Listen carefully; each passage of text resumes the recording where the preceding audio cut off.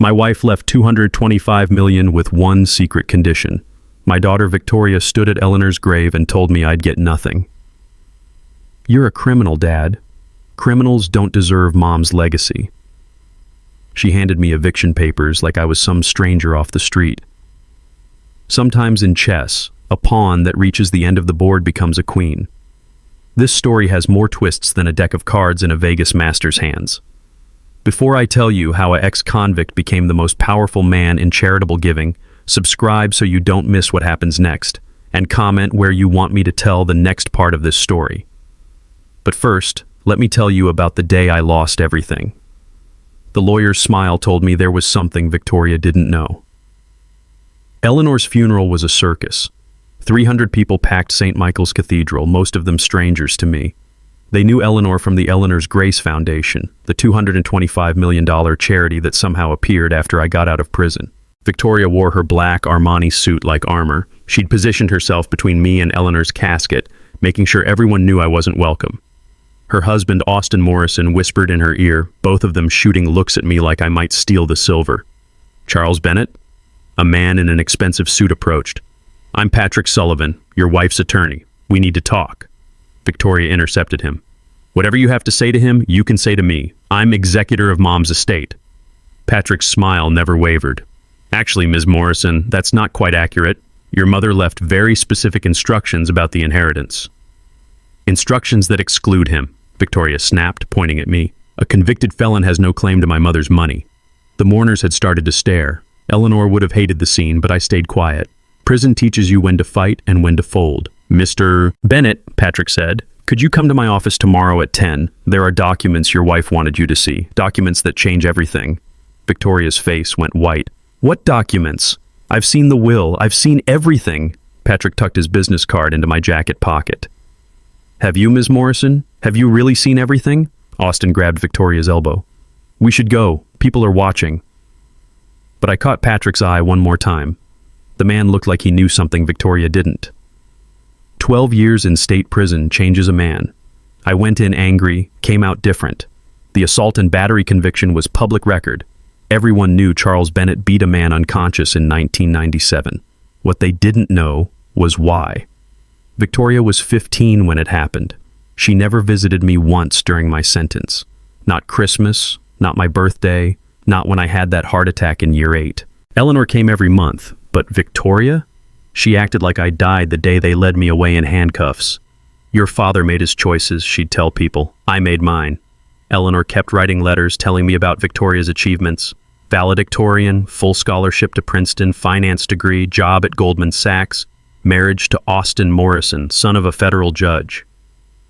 Victoria built herself a perfect life, and I was the one stain she couldn't clean. But here's what Victoria never asked. Why did I do it? Why did Charles Bennett, a man with no prior record, suddenly beat someone half to death in a shopping mall parking lot? Eleanor begged me never to tell her. She's just a child, Charlie. She doesn't need to know what James tried to do. So I kept my mouth shut for 12 years. Even when Victoria cut me out of her wedding. Even when she refused to let me meet my grandson. Even when she looked at me like I was something that crawled out from under a rock. Victoria never asked why I did it. Victoria's resentment ran deeper than the Mariana Trench. While I rotted in cell block C, she was fielding questions about her criminal father at Princeton social events. Oh, you're that Bennett girl, they'd whisper. The one whose father... She learned to lie smoothly. He's not in my life anymore. My mother and I have moved on. But the shame followed her everywhere. Law review dinners where partners asked about family background. Country club applications that required character references. Austin's parents demanding background checks before approving their engagement. Victoria survived by building walls. Expensive walls. Designer clothes, luxury cars, the right address in Greenwich. She married Austin Morrison not just for love, but for his family's spotless reputation. The Morrisons had senators and Supreme Court justices in their bloodline. Austin's mother made sure everyone knew Victoria was redeemed by association. But money can't buy away embarrassment. Even after I got out, Victoria acted like I carried some contagious disease. She'd cross the street when she saw me downtown, changed her phone number 3 times to avoid my calls. Eleanor tried to bridge the gap. "She'll come around, Charlie. Give her time." Time. I gave her 8 years after prison. 8 years of staying away from her events, her home, her life. 8 years of watching my grandson grow up through Eleanor's photos because Victoria wouldn't let me near him. She built walls I could never scale. Here's where the story gets strange. Eleanor was a waitress when I married her in 1982. 24 years old, barely making rent, driving a 15-year-old Honda with a busted air conditioner. Sweet as honey, but she had maybe $300 to her name. So when the Eleanor's Grace Foundation suddenly appeared in 2010, the year I got out of prison, I was confused. Eleanor claimed she'd inherited money from a distant uncle. "Uncle Theodore from Minnesota," she said. "Never met him, but he left me everything. $225 million. To a waitress from Ohio whose family couldn't afford dental work. I didn't push. Prison had taught me not to ask too many questions when good things happened. Eleanor was finally happy, throwing herself into charitable work. Children's hospitals, cancer research, education grants. The foundation helped over 1,000 kids in its first 5 years. But the math never added up. Uncle Theodore?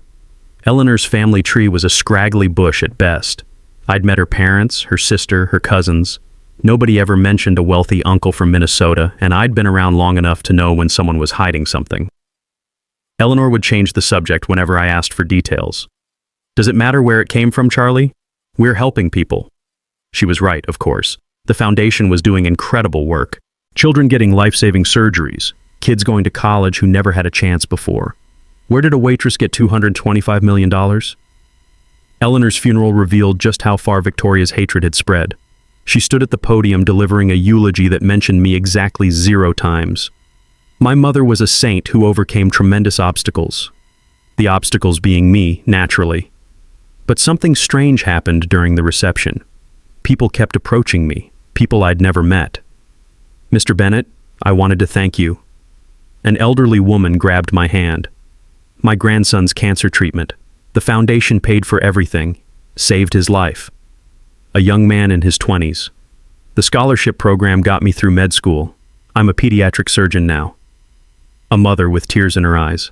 "My daughter's heart surgery, $400,000. The foundation covered every penny." These people knew my name. They knew Eleanor was my wife. But none of them seemed to know I was a convicted felon. They spoke to me with gratitude, respect, even reverence. Victoria watched these interactions with growing confusion. She'd spent 8 years telling everyone that I was a worthless criminal who contributed nothing to society. Yet here were dozens of people treating me like... what? Like someone important? "Who are all these people?" Austin whispered to Victoria. "I don't know," she replied. Mom never mentioned. But the strangers kept coming. Teachers whose schools received grants, doctors whose hospitals got new wings, social workers whose programs got funded. All of them thanking me personally, as if I'd done something remarkable. Even strangers knew something Victoria didn't. Victoria showed up at my apartment 3 days after the funeral with a real estate appraiser and an attitude that could cut glass. "We need to discuss Mom's assets," she announced, not waiting for an invitation inside, "including this house." This house? I'd been living here for 8 years, paying the mortgage Eleanor and I had taken out in 1985. Victoria pulled out a folder thick with legal documents. "The deed shows Mom's name only. She added herself after you went to prison, probably to protect the property from your creditors." The appraiser was already measuring rooms, taking photos. A thin man with dead eyes who treated my home like a commodity. "Property values in this neighborhood have skyrocketed," Victoria continued. "We're looking at $2.1 million, maybe more.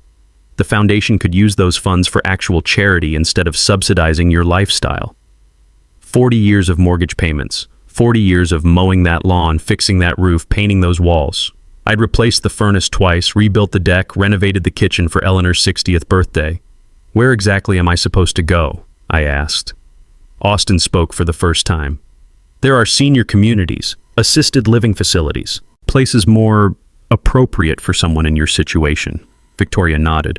"The foundation has a responsibility to maximize its assets. Mom would understand." The paperwork she showed made no sense. The house sold in 2 weeks. Cash offer, no contingencies. Victoria handled everything through her law firm, treating me like a tenant whose lease had expired. She arrived on moving day with a checkbook and a smile that could freeze hell over.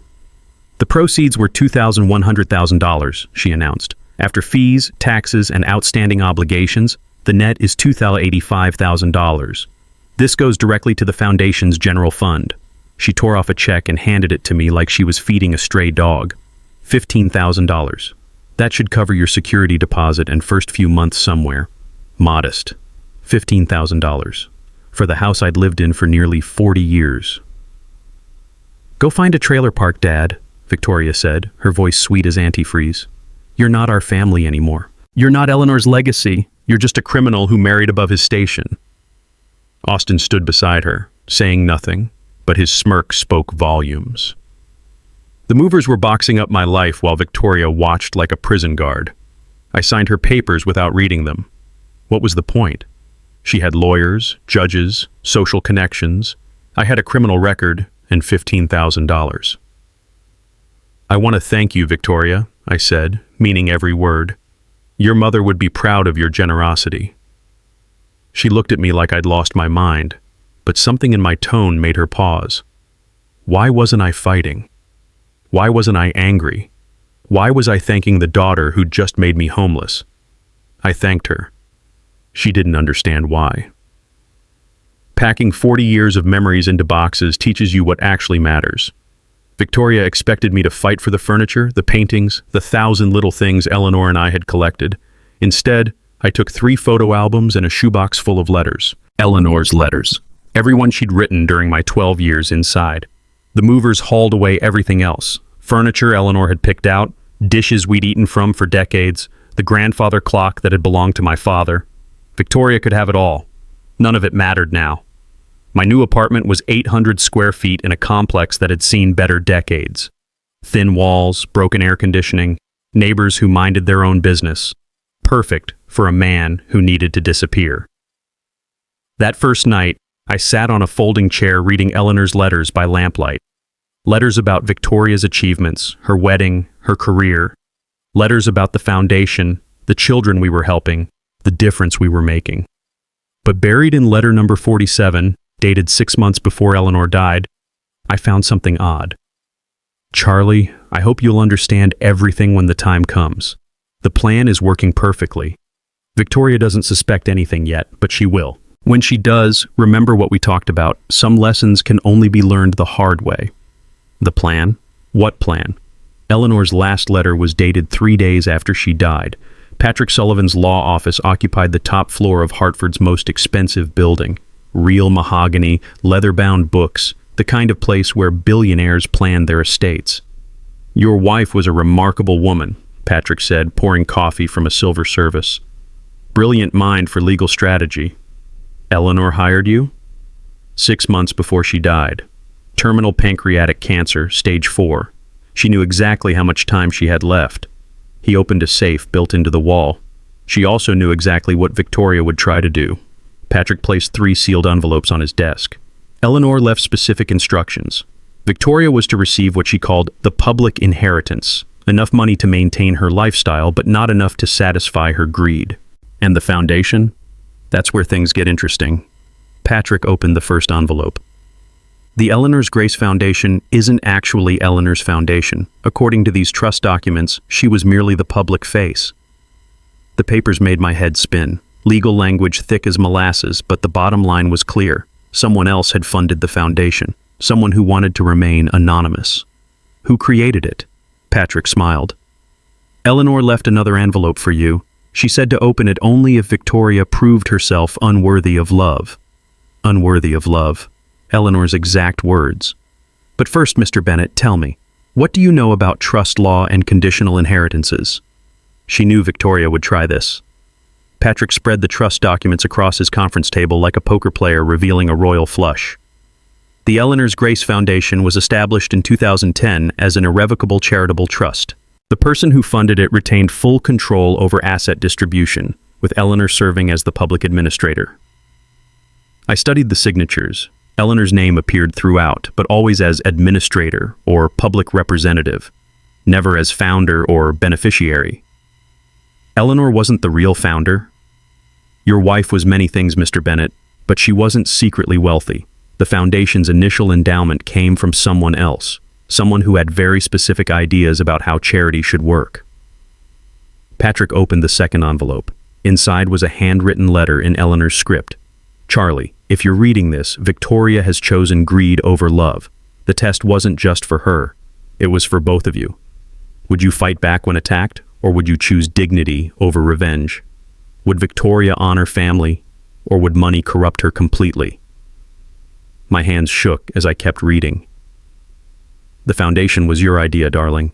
Your letters from prison, your plans for helping children who suffered like Victoria suffered. I simply made your dream real while you served your time. Patrick watched my face. There's more, Mr. Bennett, much more. The trust documents showed something impossible. Charles Bennett was listed as the original founder and primary beneficiary of Eleanor's Grace Foundation. Eleanor created the foundation to test Victoria. This is impossible, I whispered. I was in prison. I had no money. Patrick pulled out another folder. Bank records dating back to 2008. Your wife was methodical. She took your prison rehabilitation plan, the one you wrote in those letters, and turned it into a business proposal. The letters. Eleanor had saved every single one I'd written from Cell Block C. Letters where I'd dreamed about helping kids from broken homes. Letters where I'd outlined programs for children of incarcerated parents. Letters where I'd planned a foundation that would give second chances to families like ours. Eleanor pitched your ideas to 17 different venture capitalists, Patrick continued. She told them a reformed ex-convict had designed the most comprehensive child welfare program they'd ever seen. She asked for startup capital.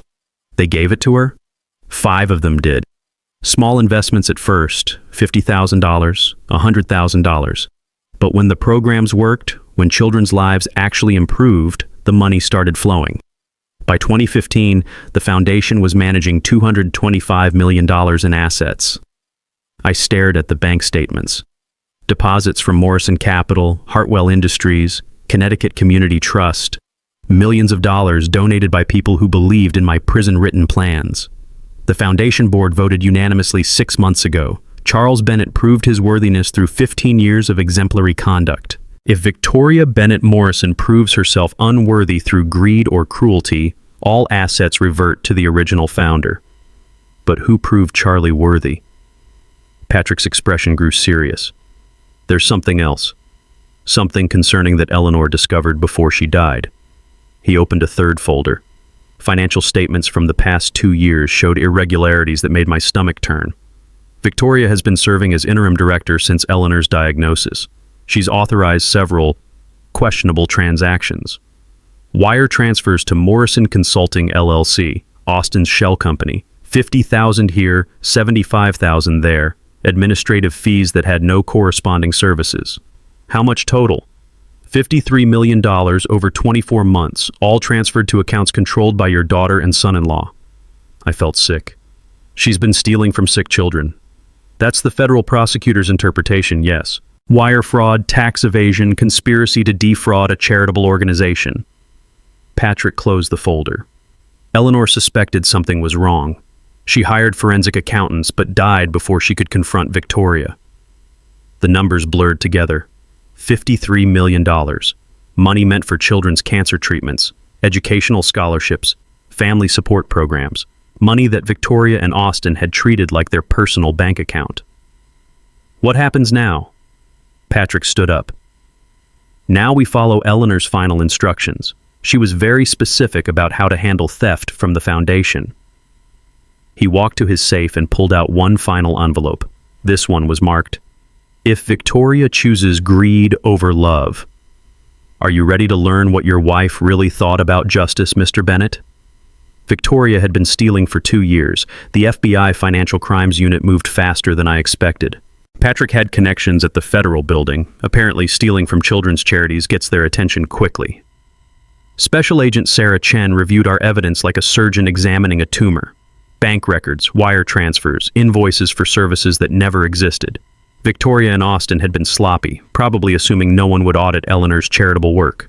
Morrison Consulting LLC was incorporated 3 days after Mrs. Morrison became interim director, Agent Chen noted. The timing is suspicious. The amounts are criminal. Patrick had prepared subpoenas for Wells Fargo, Chase, and Citibank. We need complete transaction histories for all accounts connected to the foundation or Morrison Consulting. How long until we have everything? Federal court moves quickly on charity fraud. 48 hours, maybe less. Agent Chen studied Victoria's authorization signatures. Mrs. Morrison signed these wire transfers personally.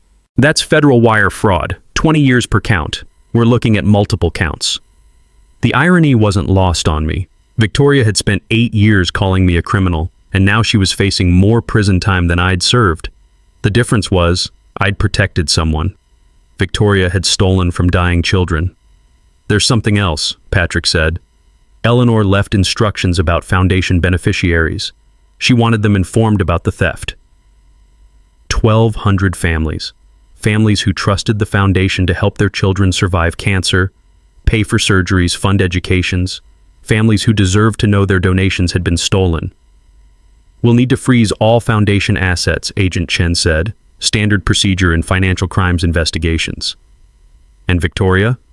She'll be arrested within the week. Wire fraud, conspiracy, tax evasion.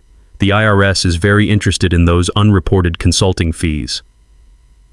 The money trail led to places Victoria never expected. St. Mary's Children's Hospital looked like every other hospital from the outside. Sterile brick and glass that promised healing without guaranteeing hope. But the Bennett wing was different. $15 million had transformed an entire floor into something magical for kids fighting impossible battles.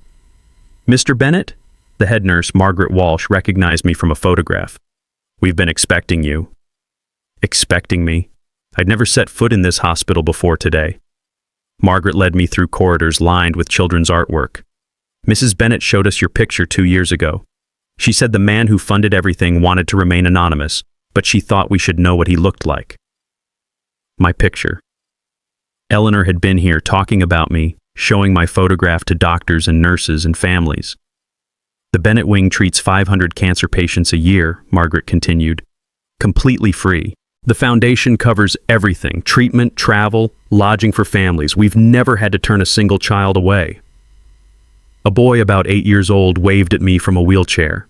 His head was bald from chemotherapy, but his smile could power the city. That's Tyler, Margaret said. Stage 3 leukemia. Without the foundation's help, his family would have gone bankrupt 6 months ago. Instead, Tyler's in remission. We passed room after room of children receiving treatment that cost hundreds of thousands of dollars. Treatment funded by money I'd apparently donated without knowing it. Mrs. Bennett used to say, "My husband designed all this from a prison cell. She was so proud of your rehabilitation programs." My rehabilitation programs. Eleanor had taken my prison letters and turned them into a medical miracle. "We all wanted to thank you personally," Margaret said. Someone else had been there before me. The photographs Margaret showed me told a story I'd never known existed. Eleanor visiting the children's ward every month. Eleanor cutting ribbons at new facility openings. Eleanor presenting oversized checks to families who couldn't afford their children's medical care. But in every photo, she carried a small picture in her purse. She'd show your photograph to every family we helped, Margaret explained. She'd say, "This man created the foundation. This man wrote the programs that saved your child. He wants no credit, no recognition, just the knowledge that children are healing." My throat tightened. For 15 years, Eleanor had been giving away millions in my name while I lived in ignorance 8 miles away. "The families started asking about you," Margaret continued. "They wanted to write thank you letters, send pictures of their recovered children. Mrs. Bennett said you were too humble for recognition, but she always promised to pass along their gratitude." And she opened a filing cabinet stuffed with hundreds of letters. Children's handwriting thanking Mr. Bennett for saving their lives. Parents describing medical miracles made possible by foundation grants. Teachers reporting on students who'd received educational scholarships. "Tyler's family has written you 17 letters over the past 2 years," Margaret said. "They want you to know their son is going to Harvard next year. Full scholarship through the Foundation's Academic Excellence Program." I picked up one letter written in purple crayon. "Dear Mr. Bennett, thank you for helping my mommy not cry anymore. The doctors fixed my heart, and now I can run and play. Love, Emma, age 6. 600 similar letters. 600 families who knew my name, my story, my contribution to their children's survival. Eleanor had created a legacy I never knew I had. I had been giving away money I didn't know I had. Victoria's panic started with a phone call at 7:23 a.m. on a Tuesday. I know because Patrick Sullivan was sitting in my apartment when her world began to crumble. Mrs. Morrison, this is Janet Richardson at Wells Fargo Corporate Accounts. We need to discuss some unusual activity on your foundation accounts. Patrick had put the call on speaker. Victoria's voice was sharp, defensive. What kind of unusual activity? Federal subpoenas, ma'am. The FBI has requested complete transaction histories for all accounts associated with Eleanor's Grace Foundation and Morrison Consulting LLC. All funds have been frozen pending investigation. Silence. Then Austin's voice in the background. What the hell is Morrison Consulting? Victoria's breathing became audible. There must be some mistake. I'm the foundation's director. I have authorization for all transactions. Ma'am, wire fraud involving charitable organizations is a federal crime. I suggest you contact your attorney immediately. The line went dead. Patrick smiled grimly. Federal investigations move quickly once they find a pattern. 24 hours from now, Victoria will be in federal custody. My phone rang 10 minutes later. Victoria's number. Dad, something's wrong. The bank is saying crazy things about investigations and frozen accounts. Austin thinks you might have done something to hurt the foundation. Even facing federal prison, she was trying to blame me. What do you want me to do about it, Victoria? Fix it. Call whoever you need to call. This is the foundation Mom loved, the charity that helps children. You can't let it be destroyed. The irony was staggering. Victoria was begging the criminal father she'd disowned to save her from consequences of her own theft. I'll see what I can do, I said. She finally understood what real fear felt like. Eleanor's mausoleum cost $50,000. Granite imported from Italy, bronze fixtures that would last centuries, space for 2 bodies when my time came. Victoria had spared no expense honoring the mother whose money she'd been stealing. You wanted to meet here? Victoria sounded suspicious when I called. At Mom's grave? Seemed appropriate. We need to discuss your situation. She arrived at 7 a.m. with Austin and 2 lawyers I didn't recognize. Corporate types in $1,000 suits who looked like they'd rather be anywhere else. Before we start, I said, I want you to know that Eleanor left me some things. Things she wanted me to share with you if the time was right. What kinds of things? Patrick Sullivan emerged from behind another mausoleum. Victoria's face went white when she saw him. Patrick? What are you doing here? Representing your father's interests, Patrick said smoothly, and honoring your mother's final wishes. Austin stepped forward. Our attorneys have advised us not to discuss foundation matters without criminal counsel present. Smart advice, Patrick agreed. Considering federal wire fraud carries a 20-year sentence, per count. He opened his briefcase on Eleanor's marble tomb. The symbolism wasn't lost on anyone. Victoria, your mother discovered your theft 6 months before she died. She documented everything. Bank records, wire transfers, invoices for services that never existed. She also left instructions about what to do if you chose greed over family. Victoria started crying. I don't understand. Mom never said anything. She never confronted me. She was waiting to see how far you'd go, I said. She was giving you a chance to confess, to make things right. Instead, you took more money and made me homeless. She came, but she brought a lawyer. Let me tell you about anonymous donations, I said, pulling out the hospital records Patrick had prepared. St. Mary's Children's Hospital, $15 million for the Bennett Wing. Presbyterian Cancer Center, $8 million for experimental treatments. Princeton University, $3 million for scholarships. Victoria was shaking her head. That's foundation money. Mom's donations. Your Princeton tuition, I continued. $240,000 paid by anonymous donor. Your cancer treatment in 2019. The experimental immunotherapy that saved your life. $280,000. Anonymous donor. Austin grabbed Victoria's arm. We should go. This is some kind of trap. Your Mercedes, your house in Greenwich, little Marcus's private school tuition, all of it paid for by the foundation's biggest anonymous donor. I looked directly into Victoria's eyes. All of it paid for by your criminal father. Patrick spread the payment confirmations across Eleanor's tomb like evidence at a murder trial. Every check, every wire transfer, every anonymous gift that had funded Victoria's perfect life. "That's impossible," Victoria whispered. "You were in prison. You had nothing. I had ideas." Ideas about helping children from broken families. Ideas about redemption and second chances.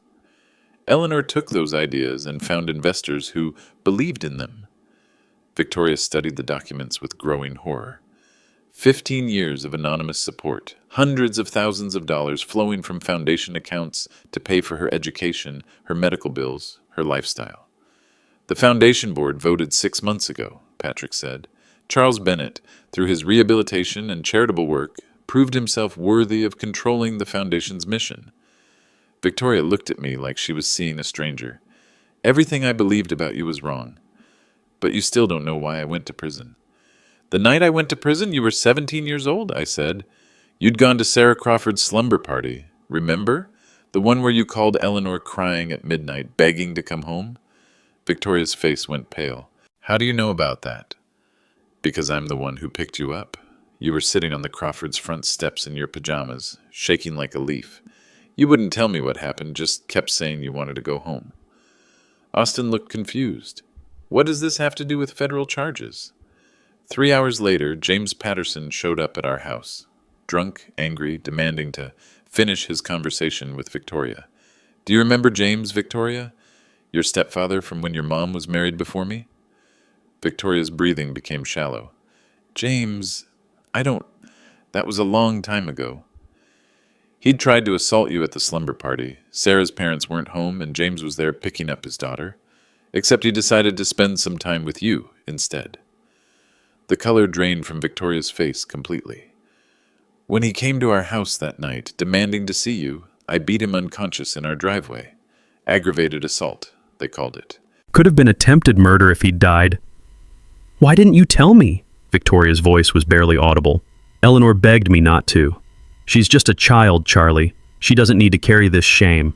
So I took the plea deal. 12 years instead of 20, and you never had to testify about what James tried to do." Victoria was vomiting into Eleanor's flower bed. Austin tried to pull her away. "We need to leave, now." "I protected you then," I said, "and I've been protecting you ever since. Your mother made me promise you'd never know." Victoria sat on the ground next to Eleanor's grave, sobbing into her hands. 22 years of believing her father was a violent criminal, only to learn he'd saved her from something worse. "The nightmares," she whispered. "I had nightmares about James for years. I thought they were just anxiety." "They weren't anxiety. They were memories." Austin was pacing behind the mausoleum, talking rapidly into his phone. "I caught fragments. Federal investigation, need immediate extraction. Cayman accounts." Patrick watched Austin with professional interest. "Mr. Morrison seems concerned about something." Victoria looked up at me with red-rimmed eyes. "The cancer treatment. When I was sick, an anonymous donor paid for everything. The experimental drugs, the hospital bills, the specialists. That was you?" "That was Eleanor, using foundation money. Money that came from investors who believed in my rehabilitation programs." "Programs you wrote in prison?" "Letters to your mother. Dreams about helping kids who came from broken homes like ours. Kids whose parents made mistakes. Kids who needed second chances." Victoria wiped her nose with her sleeve. "I called you a criminal. I made you homeless. I stole from your foundation." "Our foundation. Eleanor always said it belonged to both of us." Austin returned from his phone call, face flushed with panic. "Victoria, we need to leave immediately. The lawyers say federal agents are preparing arrest warrants." "Arrest warrants for what?" Victoria asked. "Wire fraud," Patrick answered. "Conspiracy to defraud a charitable organization. Tax evasion. The Morrison consulting payments constitute federal crimes." Victoria stared at Austin. "What Morrison consulting payments?" "Nothing you need to worry about," Austin said quickly. "Just business arrangements." "Everything I believed about you was wrong," Victoria whispered to me. But the foundation audit was just beginning. Victoria's desperate gambit came 12 hours later.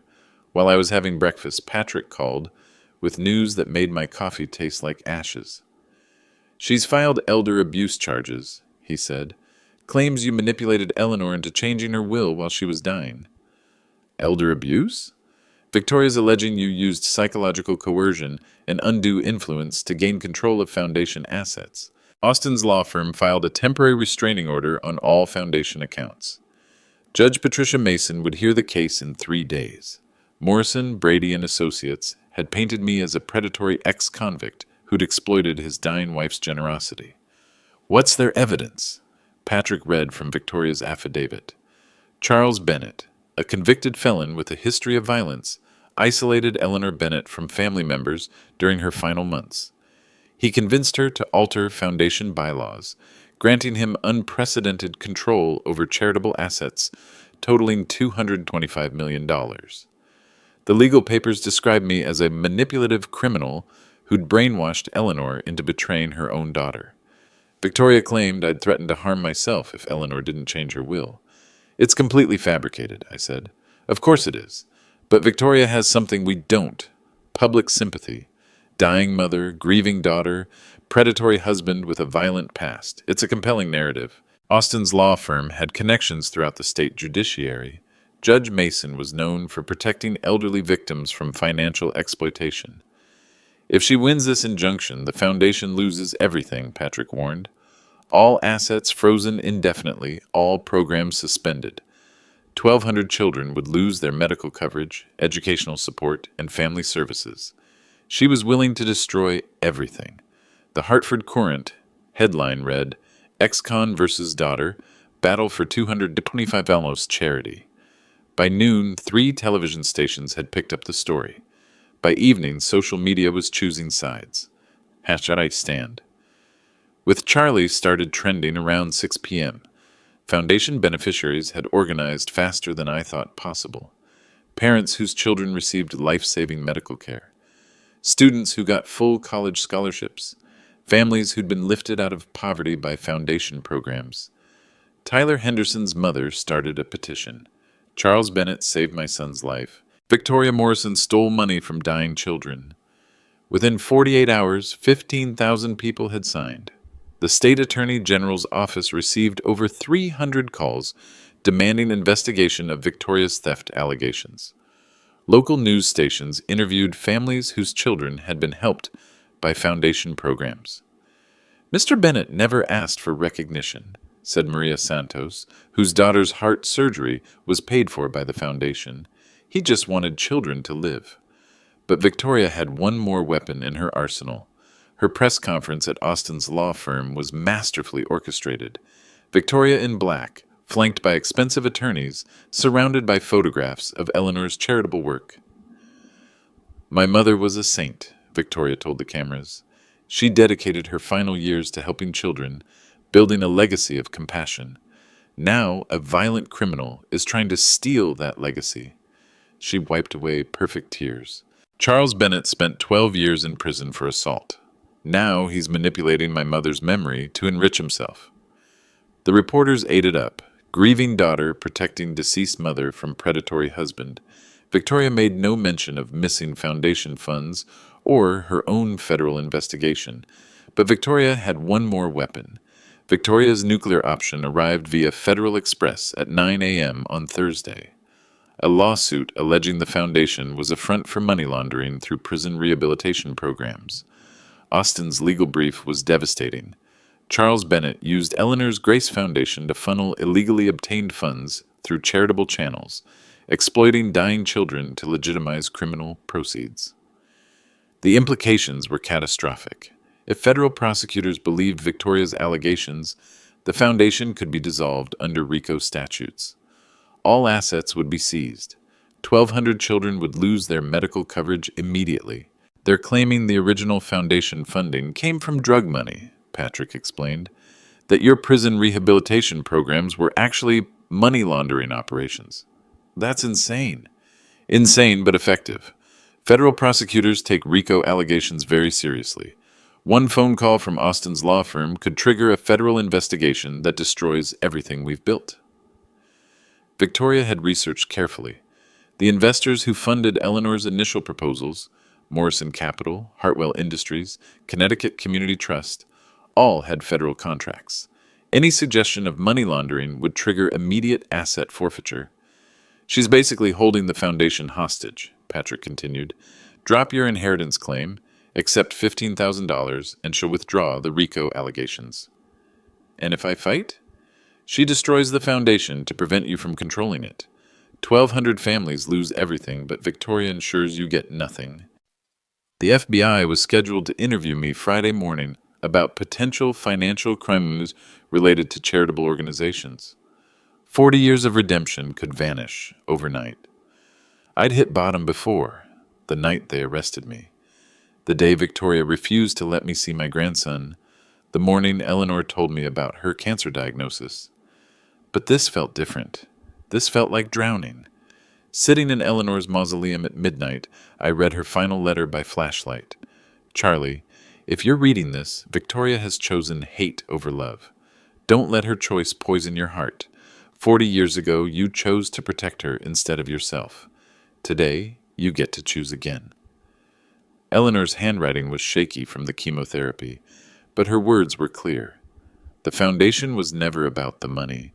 It was about proving that people can change, that criminals can become saints, that love conquers bitterness. Victoria's hatred says nothing about your worth. I thought about walking away, taking Victoria's $15,000, disappearing to some retirement community in Florida, letting her destroy the foundation rather than fight a war I might not win. But I know you, Charlie Bennett. I know the man who spent 12 years writing letters about helping children. I know the man who chose prison over exposing his daughter's trauma. I know the man who'll choose love over revenge. The letter continued. If Victoria chooses war, give her truth. If she chooses greed, give her justice. If she chooses hate, choose love anyway. The children need you to be strong. I'd rather lose than become bitter, but Eleanor had left me one final option. P.S. If you're reading this at my grave, check behind the flowers. I left something that will change everything. Eleanor had planned for this moment too. Behind Eleanor's bronze flower vase, wrapped in waterproof plastic, was a key to safety deposit box 447 at Hartford National Bank. The box contained 15 years of evidence Victoria never knew existed. Photographs of Austin entering and leaving offshore banks in the Cayman Islands. Financial records showing Morrison Consulting LLC was incorporated 3 days before Victoria became foundation director. Copies of wire transfers totaling $73 million, not the $53 million Patrick and I had documented. Eleanor had been investigating her own daughter's theft, but the most devastating evidence was a USB drive labeled V's Confessions Insurance Policy. The drive contained security camera footage from Eleanor's home office, hours of video showing Victoria and Austin planning their theft, discussing how to hide money in offshore accounts, laughing about bleeding the foundation dry. Dad will never figure it out, Victoria said on camera. He's too stupid and too grateful. What about the FBI? Austin asked. By the time anyone notices, we'll have 50 million in Cayman accounts. Let them investigate an empty shell. Eleanor had been recording her daughter's criminal conspiracy for months. The final video was dated 2 days before Eleanor's death. Victoria visiting her dying mother, not to say goodbye, but to confirm foundation account numbers and authorization codes. I love you, Mom, Victoria said on camera, while copying bank routing numbers from Eleanor's desk. Eleanor's voice was weak but clear. I know exactly who you are, sweetheart. I've always known. Patrick reviewed the evidence with professional amazement. Eleanor wasn't just testing Victoria. She was building a federal case against her. Eleanor knew exactly how this would end. The FBI wire felt like a medical device taped to my chest. Special Agent Chen assured me the technology was undetectable, but I felt like I was wearing a neon sign advertising Federal Informant. We need Victoria to admit to the wire fraud on tape, Agent Chen explained. Her lawyers will claim the financial records are forgeries, that Austin acted without her knowledge. We need her voice confessing to conspiracy. What if she doesn't confess? Then we proceed with the evidence we have. Bank records, video surveillance, financial forensics. But juries like confessions. They like hearing criminals admit their crimes. Patrick reviewed the legal strategy one more time. You call Victoria, ask for a meeting to settle things privately. She'll think you're surrendering. When she starts gloating about how she outmaneuvered you, we'll have our confession. And if she refuses to meet? She won't refuse. Victoria's ego demands she have the last word. She wants to watch you surrender. Agent Chen tested the recording equipment. 2 backup systems, plus our surveillance van across the street. Everything she says will be admissible in federal court. My phone felt heavy as I dialed Victoria's number. Was this what Eleanor wanted? Her daughter arrested, prosecuted, imprisoned? Or was this justice for 1,200 children whose medical treatments had been stolen? Dad? Victoria's voice was cautious. What do you want? I think we should end this, Victoria. Meet me tomorrow at the foundation office. 3 o'clock, just the 2 of us. Why would I want to meet with you? Because I'm ready to accept your offer. $15,000 and I disappear forever. I was about to destroy my daughter to save strangers.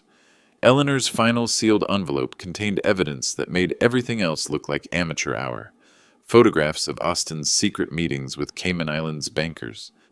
Contracts establishing shell companies in 3 different countries.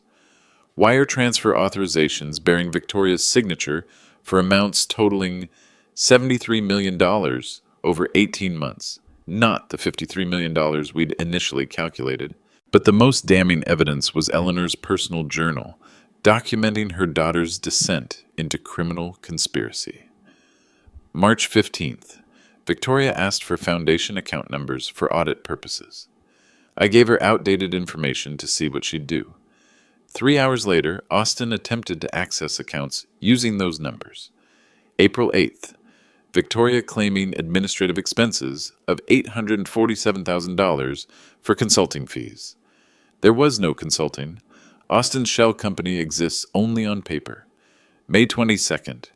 They think I'm dying too quickly to notice missing money. They're wrong. I'm dying just slowly enough to document everything. Eleanor had spent her final months building an airtight federal case against her own daughter. The journal's final entry was dated 3 days before Eleanor's death. Victoria visited today, not to say goodbye, but to steal foundation petty cash from my desk drawer, $1,200 for her expenses. She kissed my forehead while picking my pocket. If she chooses greed over love, Charlie will have everything he needs to stop her. Patrick studied the evidence with professional awe. Eleanor documented a conspiracy that spans 3 countries, involves multiple federal crimes, and includes video evidence of the perpetrators planning their crimes. She was 3 steps ahead of everyone, including you. Eleanor knew Victoria would try to destroy you after the funeral. She also knew Victoria's greed would ultimately destroy herself. The journal included one final instruction. If Victoria chooses greed, give her justice.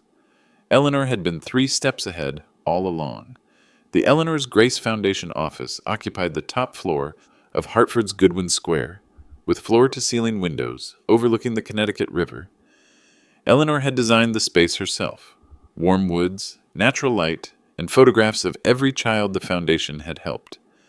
Victoria arrived at 3:07 p.m. with Austin and 2 federal criminal defense attorneys. She'd traded her grief costume for a power suit that screamed, "I'm in control." "You wanted to talk," she said without sitting down. "Talk." The FBI surveillance van was parked across the street, disguised as a cable company repair truck. Agent Chen and her team were recording every word through directional microphones and my wire. "I'm tired of fighting," I said. "You win. I'll take the $15,000 and disappear." Austin whispered something in Victoria's ear. She nodded and smiled for the first time since Eleanor's funeral. "Smart choice, Dad. You never had a chance against our legal team." "I need to understand one thing," I said. "The foundation helped over 1,200 children. Why destroy something so good?" Victoria's smile turned cruel. "Because it was never supposed to be yours. Mom was sick, confused. She forgot who the real criminals were. And the missing money?" "What missing money?" Austin asked quickly, but Victoria was feeling triumphant. "The administrative fees. That was compensation for managing Mom's charity. $50 million is a reasonable management fee for a $225 million foundation." I felt my heart stop. $50 million. She'd just confessed to stealing $50 million on a federal wire. We earned every penny, Victoria continued. Who do you think kept the foundation running while you were playing grieving widower? She arrived with Austin and 2 lawyers. Let me be generous, Victoria said, opening her checkbook with a flourish. Instead of $15,000, I'll give you $5 million to disappear permanently. $5 million.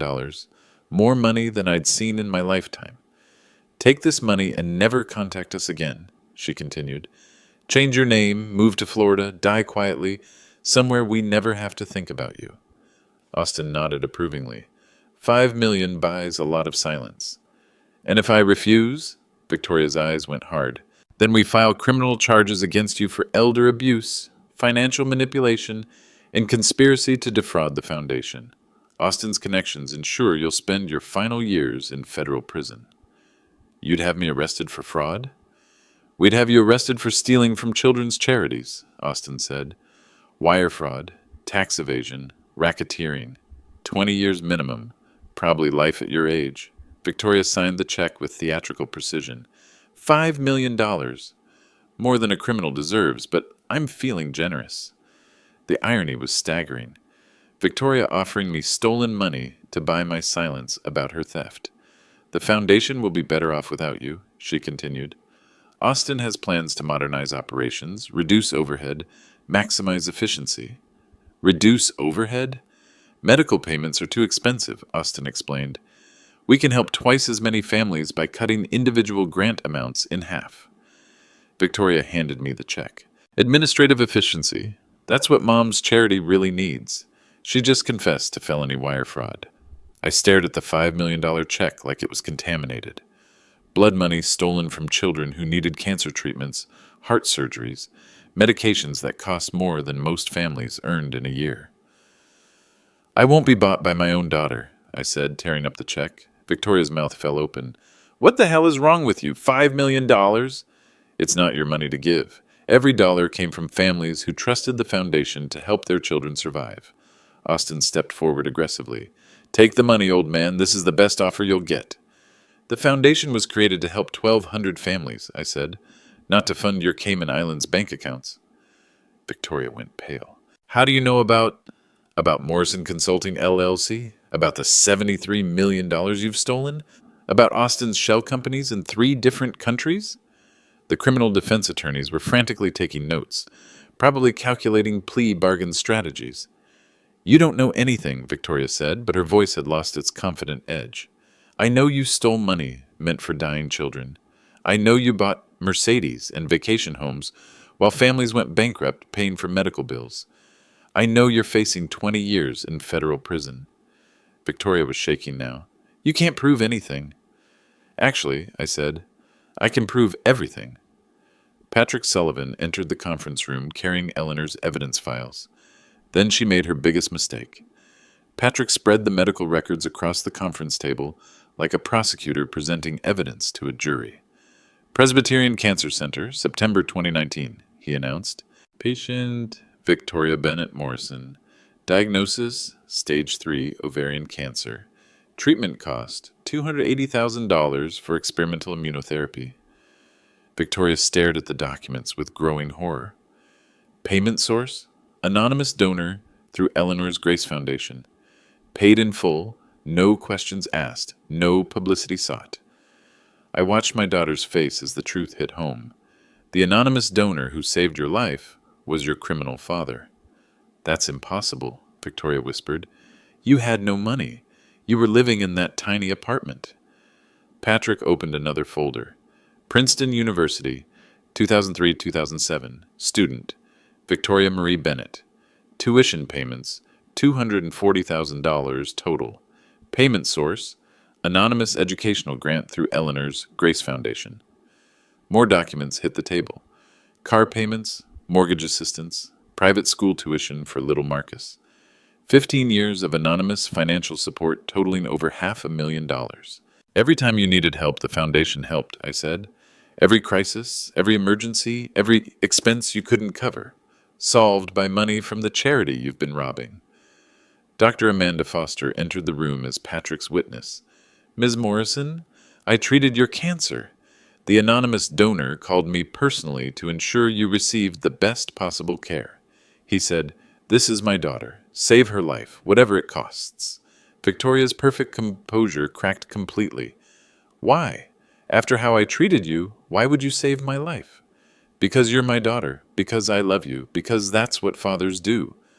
"The man who saved your life was the one you abandoned." Victoria collapsed into a chair, hyperventilating. The weight of 15 years of anonymous love was crushing her carefully constructed hatred. "You're lying," she gasped. "These records are fake. You're manipulating everything." But the documents were real, and Victoria knew it. Bank routing numbers she recognized. Medical bills she remembered. Dates that aligned perfectly with her life's most desperate moments. Austin grabbed her arm. "We need to leave. Now, before this gets worse." "Gets worse?" Victoria laughed hysterically. "How does this get worse? I've been stealing from my own father. The man who paid for my education, my medical treatment, my life. I made him homeless." "Victoria, stop talking," one of the defense attorneys commanded. But she couldn't stop. 15 years of suppressed guilt was erupting like a volcano. "I called him a criminal. I told everyone he was worthless, dangerous, a stain on our family name, and the whole time he was anonymously paying my bills." FBI agents entered the conference room with arrest warrants. Agent Chen's voice was professionally calm. "Victoria Bennett Morrison, Austin Morrison, you're under arrest for wire fraud, conspiracy to commit fraud, and tax evasion. You have the right to remain silent," Agent Chen continued, as handcuffs clicked into place. But Victoria was still talking, still confessing, still trying to process the magnitude of her betrayal. "I destroyed the most loving man I've ever known," she sobbed, as they led her away. But Charlie wasn't done with revelations. With Victoria in federal custody, Patrick opened Eleanor's final envelope, the one marked Ultimate Truth. Inside was a USB drive and a handwritten note. "For Charlie, when Victoria learns the price of greed." The drive contained a video recorded 3 days before Eleanor's death. Her face was gaunt from chemotherapy, but her eyes were sharp as laser beams. "Hello, sweetheart," Eleanor said to the camera. "If you're watching this, Victoria chose money over family. I'm not surprised. I've been watching her for months." Patrick turned his laptop so I could see Eleanor's final confession. "The foundation was never about charity, Charlie. It was about testing our daughter. Would she honor your legacy, or would greed corrupt her completely?" My throat tightened. Even dying, Eleanor was thinking 3 moves ahead. I left obvious holes in our financial security, easy targets for someone wanting to steal. I wanted to see what Victoria would choose when she thought no one was watching. The video showed Eleanor's evidence wall, photographs, bank records, surveillance footage documenting Victoria's crimes. She failed the test spectacularly. $73 million stolen from children who needed medical care. Our daughter chose to become exactly what she accused you of being, a criminal. Eleanor coughed, wincing from pain, but continued. The Foundation's board voted unanimously. Charles Bennett proved his worthiness through 15 years of selfless service. Victoria Bennett Morrison proved her unworthiness through systematic theft. The final trust documents appeared on screen. Eleanor was testing both of us. The trust reversal documents were elegantly simple. Eleanor had structured the Foundation's a conditional inheritance. Victoria would inherit only if she proved herself worthy of Eleanor's legacy. Article 7, Section 3, Patrick read aloud. Upon criminal conviction of the primary beneficiary for fraud, theft, or breach of fiduciary duty, all Foundation assets revert to the original founder, Charles Bennett. Victoria's federal indictment had triggered automatic inheritance reversal. I now controlled $225 million in charitable assets, plus recovered funds from Austin's offshore accounts. The board meeting is scheduled for tomorrow, Patrick continued. Formality, really. You'll be confirmed as Foundation president and primary decision-maker. Victoria would lose everything. Her house in Greenwich, purchased with stolen Foundation money, would be seized by federal marshals. Austin's law firm partnership was finished. Their son Marcus would learn his privileged lifestyle was built on money stolen from dying children. Federal sentencing guidelines suggest 15 to 20 years, Patrick said. Wire fraud involving charitable organizations carries severe penalties. Austin's facing similar charges. And if I don't press charges? The federal government doesn't need your permission. Stealing from children's charities is a federal crime whether you cooperate or not. Austin had already fled to the Cayman Islands, abandoning Victoria to face federal prosecution alone. His divorce papers were filed before Victoria made bail. The irony was complete. The daughter who'd tried to disinherit her father had disinherited herself through criminal greed. But Charlie had one final decision. Victoria sat in federal holding, facing 20 years in prison, when I visited her for the first time since her arrest. "I don't expect forgiveness," she said through bulletproof glass. "I stole from dying children. I destroyed everything Mom built. I made my own father homeless." "Eleanor left me one final choice," I said. "I can let federal prosecution proceed, or I can offer you an alternative." Victoria's eyes filled with tears. "What kind of alternative?" "Plead guilty to wire fraud, agree to 10 years supervised probation, work full-time for the foundation, unpaid, helping families you hurt. Enter mandatory therapy to understand why you chose greed over love. And in return, the foundation doesn't pursue civil recovery. We focus on healing instead of revenge. You rebuild your relationship with Marcus under professional supervision." Victoria was sobbing. "Why would you save me again, after everything I did?" "Because Eleanor taught me something in 40 years of marriage. Hatred is a luxury I can't afford. Because Marcus needs his mother, even if she made terrible choices. Because redemption is always possible." "What if I refuse?" "Then you serve 20 years in federal prison." "Your choice." Victoria looked broken, defeated, but perhaps ready to change. She had to choose between pride and family.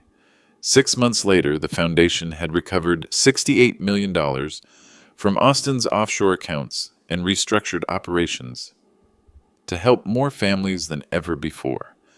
Victoria worked at the foundation's Hartford office as an intake coordinator, interviewing families who needed help. Her first case was Maria Santos, whose 8-year-old daughter needed experimental cancer treatment. "The foundation will cover all medical expenses," Victoria told Maria, her voice steady but humble. "Transportation, lodging, everything your family needs." "Who do I thank?" Maria asked. "Thank Charles Bennett," Victoria said. "He's the man who created all this." Court-ordered therapy was slowly teaching Victoria to understand her choices. Dr. Elizabeth Warren, her therapist, focused on entitlement, empathy, and the difference between earning love and demanding it. "Your father spent 15 years anonymously helping families," Dr. Warren observed. "You spent 2 years stealing from those same families. What does that tell you about your values?" Victoria had moved into a 2-bedroom apartment, sold her luxury car, enrolled Marcus in public school. Her Cayman Islands accounts were frozen. Her Greenwich house was sold to pay restitution. "I'm learning to live like a normal person," she told me during our weekly supervised visits, "learning that happiness doesn't come from things." Marcus, now 12, was slowly rebuilding trust with both his mother and grandfather. Family therapy sessions were difficult but hopeful. The foundation now helped 2,000-plus children annually, with stricter oversight and transparent financial reporting. But the real test was Thanksgiving dinner. The foundation's annual gala raised $400 million for children's medical care, educational scholarships, and family support programs. Victoria took the podium to address 500 donors, board members, and beneficiaries. 2 years ago, I stole money from this foundation," she said, her voice clear and strong. "I took medical funds from dying children to pay for my own luxury lifestyle." The audience was silent. Raw honesty at charity galas was unusual. Charles Bennett, the man I called a criminal, had been anonymously funding my life for 15 years. He paid for my education, my medical treatment, my family's emergencies. While I was calling him worthless, he was proving his worth through love. Victoria looked directly at me. "I don't deserve forgiveness, but I'm grateful for the chance to earn redemption. Every family I help now is an apology to the families I hurt." Marcus sat beside me, proud of his mother's courage and ashamed of her past mistakes. Therapy was teaching him that people could change. that criminals could become saints, that love was stronger than hate. Subscribe to hear more stories about second chances, I said into my recording device later that night. Comment below about someone who deserved your forgiveness. Love doesn't mean enabling. Love means holding people accountable while refusing to give up on their capacity for change. Eleanor would be proud.